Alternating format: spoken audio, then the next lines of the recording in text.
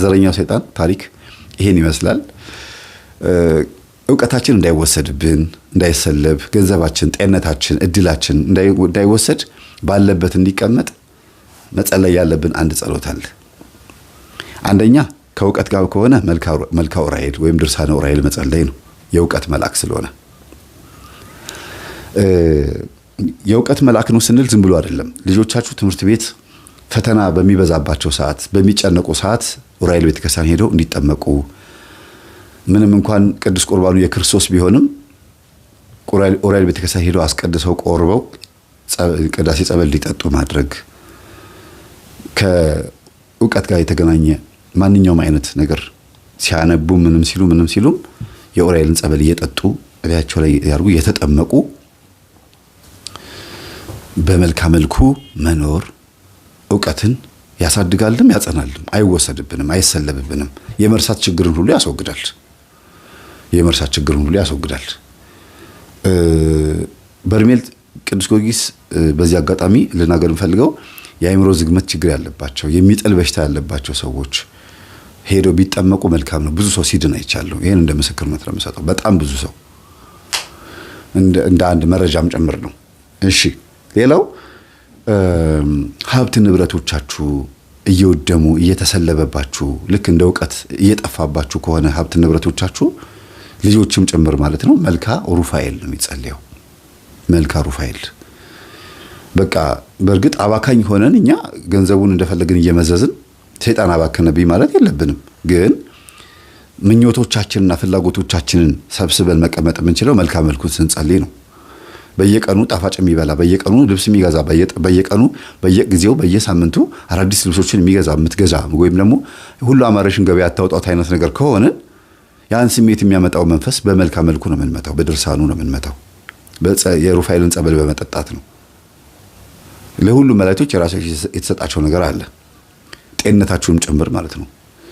ሌላው የዛር መንፈስ ብዙ ጊዜ ግብር እያስገበረ ካስቸገረ፣ ለምሳሌ ደም እያስደማ በፔሪየድ ሊሆን ይችላል፣ ወንዶች ደም እያስቀመጣቸው ሊሆን ይችላል፣ ነስር እየነሰራቸው ሊሆን ይችላል፣ እየተደባደባችሁ ደማችሁ እየፈሰሰ ሊሆን ይችላል። እንደገና ደግሞ ቁስል እያመጣ ከክበከክ እያደረገ ህመም እያመጣ ግብሩን የሚፈልግ የቤተሰብ የዛር መንፈስ አለ። ብዙ ጊዜ በሽታ የለዋወጠ ቤት ውስጥ የሚያንከባልል ሊቀ መላእክት ቅዱስ ገብርኤልን ጥሩት፣ መልካም መልኩን ጸልዩ፣ ድርሳኑን ጸልዩ፣ ጸበሉን ተጠመቁ። ይሄ በድርሳን ነው በመጽሐፈ ሄኖክ ላይ ስልጣን ተሰጥቶታል። ለሁሉ መላእክት ስልጣን ተሰጥቷቸዋል። በእባቡ ላይና በጊንጡ ላይ ማለት በዛሩ ላይ ሾም ያለው ተብሎ የተባለው ማን ነው? ቅዱስ። ሁሉም እኮ ዛሩ ያባረራሉ፣ ግን ይሄ ስልጣን ድርሻ አለው የየራሳቸውና ቃልቻውን ይሄ ጨሌ ምናምን የሚባለው ነገር በሙሉ ብትንትኑን የሚያወጣው ቅዱስ ገብርኤል ነው። ቅዱስ ሚካኤል ደግሞ ትዳር ላይ መጥቶ የሚበጠብጠውን፣ ሰላም እንዳይኖር ከተማን የሚበጠብጠውን፣ ፍቅር እንዳይኖር፣ እርጋታ እንዳይኖር፣ ሁከት የሚያመጣውን እንዲሁም ደግሞ ከስሩ ያሉትን ገብርኤልን፣ ሚካኤልን፣ ሩፋኤልን እየላከ ችግሮቻችንን የሚያስወግድልን ቅዱስ ሚካኤል ነው። የገዳማውያን አባቶቻችንን የመናንያንን የመነኮሳትን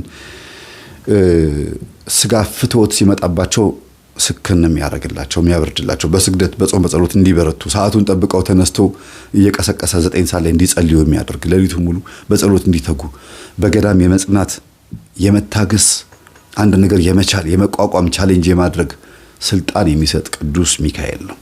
በጣም በጣም ታጋሽ ግን ዝም ይላል። ሚካኤል አርመመ ወገብርኤል ተደመ ነው የሚለው ወረቡ ራሱ ሲወርቡ አባቶቻችን። ሚካኤል ታገሰ፣ ዝም ማለት፣ ጸጥ አለ። አርመሞ ማለት ዝምታ ማለት ነው። ገብርኤል ግን ተገረመ ሲል ምን ማለት ነው? እንዴት የፈጠራቸውን አምላካቸውን ይሰቅላሉ ብሎ ሰይፉን ከሰማይ ወረወረ ነው የሚለው።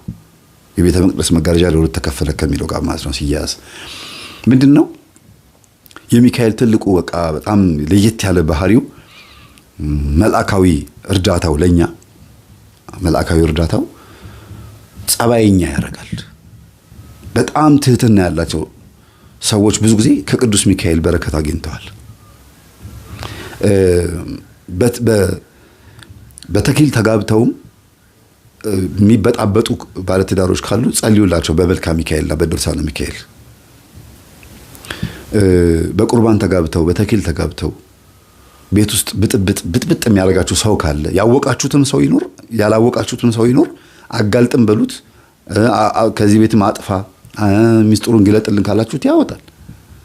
ሰላም ነው የሚፈልገው ቅዱስ ሚካኤል ባለበት ቦታ ላይ እርግጥ ፍሎ ይሄ ደስ የሚል እንዴት ነው አንዳንድ ወንዝ ቦታ ላይ የሚሄዱ ሰዎች እኮ ውሃው ሲወርድ ሲያዩት ደስ ይላቸዋል አይደለም? በጣም እየተገላበጠ የሚመጣ ውሃ እኮ እንዴ ብላችሁ ነው የሚሸሹት። እና ረጋ ያለ ነገር ነው እና ጥልቀት ያለው ውሃ ከላይ ረጋ ያለ ነው። ፍሬ ያዘ የስንዴ ዘለላ ይላሉ አባቶች፣ አንገቱን ይደፋል። ትትና ያለው ሰው ዕውቀት ያለው ሰው ዕውቀቱ መንፈሳዊ የሆነ ምግባሩ ከዕውቀቱ ጋር ከመንፈሳዊት ጋር ያስተሳሰረ ሰው ትትና ያለው ለማለት ፈልገው ነው። እና ብዙ ጊዜ እንደዚህ አይነት ነገር ካጋጠማችሁ መልክአ ሚካኤል ጸልዩ፣ ከቅዱስ ሚካኤል ጋር ተቀራረቡ። የመቅበዝበዝ የመጨነቅ ዝም ብሎ የመፍራት ማታ ማታ የመባተት ካለ መልክአ ሚካኤል ጸልዩ ወይም ድርሳነ ሚካኤል ጸልዩ። እንደገና ደግሞ ቅዥ ያለ ንግግር ቶሎ ቶሎ የመለፍለፍ ከተናገራችሁ በኋላ ዋጋ የሚያስከፍል ቃላት ከተናገራችሁ በኋላ ዋጋ ከፍላችሁ በቃ ብዙ እንትን ውስጥ ከገባችሁ መልክአ ሚካኤል ጸልዩ።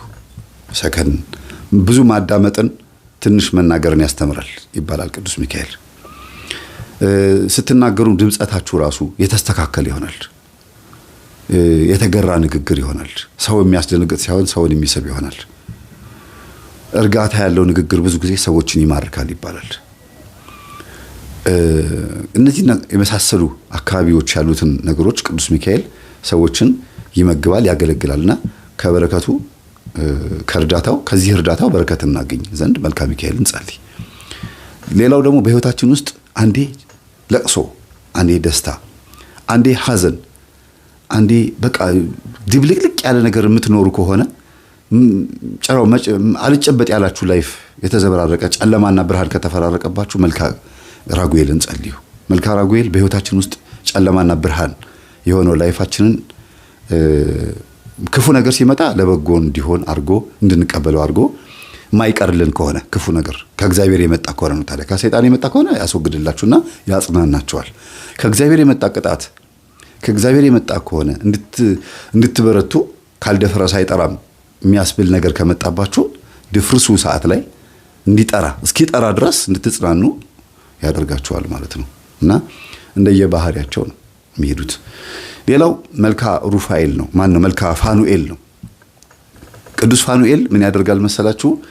እጅግ በጣም የሚገርማችሁ በረሃብ በርዛት ሰዎች እንዳይሞቱ ያግዛል እና ገንዘባችሁን ለተራቡ ሰዎች እንድትሰጡ የመገፋፋት፣ ለታረዙ ሰዎች እንድታለብሱ፣ የታሰሩት እንድትጠይቁ፣ ምስኪኖችን እንድትረዱ፣ ድሃዎች እንድትረዱ ብቻ አይደለም ድሃ እንድታስጠጉ፣ ኑሯችሁ ሐሳባችሁ ሁሉ ከነሱ ጋር እንዲሆን የማድረግ ኃይል አለው እና ብዙ ጊዜ ቅምጥል ህይወት ካላችሁ ጥሩ አይደለም። ይሄ ካልጋ ላለመውረድ፣ ከሚሞቀው አንሶላችሁ ውስጥ ላለመውጣት፣ ዝናብ ሲመጣ በሚያምር አንሶላ ውስጥ ተጠቅላችሁ ድሃን ማታስቡ ከሆነ፣ ዝናብ ዶፍ ሲያወርድ፣ ንፋሱ ሲመጣ፣ ጨለማ ሲመጣ፣ በዚህ ሰዓት ጎዳና ልጆች እንዴት ሆኖ ይሆን? ጎርፉ መጣባቸው ተወስዶ ይሆን? እንዴት ምን ለብሰዋል? ይሄ ሁሉ እየወረዳው ምን ውስጥ ናቸው? እኛስ ተኝተናል። ዝናብ ሲመጣ ደስ ይላል፣ እንቅልፍ ደስ ይላል። በዛ ሰዓት ግን እነዛ ልጆች የት ነው ያሉት? ምን እያደረጉ ነው? እንቅልፍስ ወስዷቸዋል ብሎ ማሰብ የማይችል ጭንቅላት ካላችሁ እንግዲህ መልክአ ፋኑኤልን መጸለይ ነው። መልክአ ፋኑኤል ስትጸልዩ ለተራበ ታበላላችሁ። ገንዘባችሁን በዚህ መልኩ ትንሽ እንዲባረክ ታደርጉታላችሁ። እመቤታችንን በቤተ መቅደስ አምጥቶ መና ሲመግባት የነበረ እስራኤልንም መና እንዲመግባቸው ቅዱስ ሚካኤል ሲልከው የነበረው ፋኑኤልን ነው፣ ቅዱስ ፋኑኤልን ነው። ከዚህ ከምግብ ጋር በተገናኘ ብቻ ሳይሆን የነፍስንም ምግብ ራሱ የነፍሳችን ምግብ እንድንበላ ለቅዱስ ቁርባን እንድንበቃ ሁሉ የመገፋፋት ኃይልም አለው ቅዱስ ፋኑኤል። ቅዱስ ሳቁኤልና ቅዱስ አፍኒን ደግሞ የሚባሉ ሁለት መላእክቶች አሉ። ብዙ ሰው ማያውቃቸው፣ ስዕላቸውን ብዙም አታውቋቸውም። አንድ ሰዓሊ ሲስላቸው አይቻለሁ፣ ቅዱስ ሳቁኤልና ቅዱስ አፍኒንን። እነዚህ ደግሞ ከድንገተኛ አደጋ ያድናሉ። መኪና ሲገለበጥ፣ የተወረወረ ዕቃ ሲመጣ፣ የሆነ ነገር ብቻ ድንገተኛ የሚባሉ አደጋዎች ሲመጡ የማትረፍ የማዳን ከሞት የማዳን ስልጣን ተሰጥቷቸዋል። ያለ ቀናችን እንዳንሞት፣ ሞተንም ከሆነ ነፍሳችን ከስጋችን ሳትለይ በአልጋ ላይ ማቀቅን ምንም አለም እንድንተርፍ የማድረግ ከድንገተኛ ነገር ብዙ ሰዎች ተረፉ ይባላል። ህፃናት ራሱ መኪና ተገልብጦ አዋቂ ሞቶ ህፃናት ይተርፋሉ። ቀናችሁ ሳይሆን እንዳትሞቱ ከእግዚአብሔር ጋር በተሰጣቸው ስልጣን ከአጋንንት እጅ ነጥቀውም ወደ ነፍሳችሁ ወደ ስጋችሁ ነፍሳችሁን የመመለስ ስልጣን አላቸው እና ከድንገተኛ አደጋ አድነኝ ብላችሁ ስትጸልዩ የሚደርሱት እነዚህ ናቸው። እናንተ የምትጸልዩት ወደ እግዚአብሔር ነው። መላእክቶች ግን እንደየስራቸው እየመጡ ያገለግላሉ ማለት ነው። መስሪያ ቤት ለምሳሌ ስራ አስኪያጁ ድርጅቱን የከፈተው ጨርቃ ጨርቅ ፋብሪካ ከሆነ ድርጅቱ የሰራው ጨርቃ ጨርቅ ፋብሪካ ልብሱን የምትገዙት ከስራ አስኪያጁ አይደለም። ስራ አስኪያጁ ድርጅቱን የሚያስተዳድረው እንደ ስራ አስኪያጅነቱ ዋና ስራዎችን ነው። ከስር ግን ዲስፕሌይ ይኖራል፣ ሰርቶ ማሳያ ሱቅ ይኖራል፣ ከዛ ጨርቁን የሚቆራርጥ ይኖራል፣ የሚያጠብ ይኖራል፣ ምናምን ማሽን የሚጠግን ይኖራል። እያንዳንዱ ነገር የሚሰራ የፋብሪካውንም ስራ የሚሰራ አለ። ከዛ ልብሱ ከተመረተ በኋላ ወደ ህዝብ ደግሞ የሚያደርስም አለ። ልክ እንደዛ መላእክቶችም ከእግዚአብሔር የእግዚአብሔር እንደራሴ ስለሆኑ እግዚአብሔር ምን እንደሚያስብ ምን እንደሚፈልግ ለሰው ባለው መጠን እና ለመላእክት ባላቸው የፍጡርነት መጠናቸው ልክ ይረዱታልና መጥተው ያግዙናል። አንዳንድ ጊዜ እግዚአብሔር ሳያዛቸውም የእግዚአብሔር እንደራሴ ሆነው ሰርተው ይሄዳሉ። ለምን? ቅንዓትም ስለሆነ ነው። እግዚአብሔር ሲሰደብ፣ እግዚአብሔር ሲወቀስ ወይም ቤተ መቅደሱ ሲቆሽሽ ማየት ስለማይፈልጉ ቀጥተው የሚመለሱበት ጊዜ አለ። ነብዩ ዘካርያስን ታውቁታላችሁ። ማን ነው? ካህኑ ዘካርያስ የመጥምቁ ዮሐንስ አባት ማለት ነው። ወንድ ልጅ ትወልዳለህ፣ ኤልሳቤጥ ሚስትህም ትወልዳለች ሲለው ጊዜ አላምን ሲል አንደበቱን ዘጋው ይላል። አንደበቱን ዘጋው አልተባለም፣ ሂድና አብስሮን የተባለው ግን አንደበቱን ዘግቶ ይሄን እስክታይ ድረስ አንደበት ይዘጋል፣ ልጁ ሲወለድ አንደበት ይከፈታል ብሎት ነበር። ተከፈተ። ስለዚህ ሊያበስር መጥቶ በዛውም የራሱን ስራ ሰርቶ የሚሄድበትም ጊዜ አለ። የግዴታ እግዚአብሔር ያዘዘው ብቻ አይደለም የሚሰራው። ይቅር አይልምና አታስመርሩት የተባለው ለምንድን ነው? በራሱም መንገድ ስለሚሄድ ነው። መላእክቶች ነፃ ፈቃድም ስላላቸው ነው። ቅዱሳን ስለሆኑ የእግዚአብሔር እንደራሴዎች ናቸው። የእግዚአብሔር እንደራሴዎች ከሆኑ ደግሞ እግዚአብሔር ምን እንደሚፈልግ ያውቃሉ።